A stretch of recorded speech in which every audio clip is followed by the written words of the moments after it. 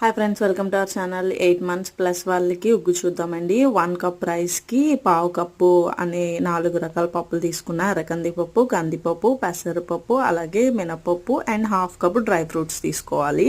ఇవన్నీ ఏంటంటే బాగా కడిగి శుభ్రం చేసుకొని మనం ఏంటంటే ఒక క్లాత్ తీసుకొని డ్రైన్ చేసుకోవాలి. దేనికి దానికి సపరేట్గా చేయండి. ఇక్కడ నేను చూపిస్తున్న విధంగా ఇలా మొత్తం అన్నీ కూడా డ్రై అయిపోయిన తర్వాత దీన్ని ఫ్రై పాన్ తీసుకొని ఫ్రై చేయడమే. అలాగే బియ్యంతో పాటు 1 టీ స్పూన్ జీలకర్ర, 1 టీ స్పూన్ వాము కూడా యాడ్ చేయండి.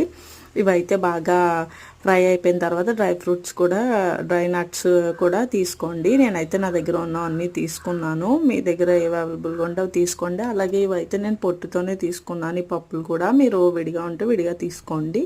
సో అన్నిటినీ కూడా బాగా ఫ్రై అయిన తర్వాత బాగా కూల్ అవ్వాలండి. వేడితో అయితే పెట్టద్దు.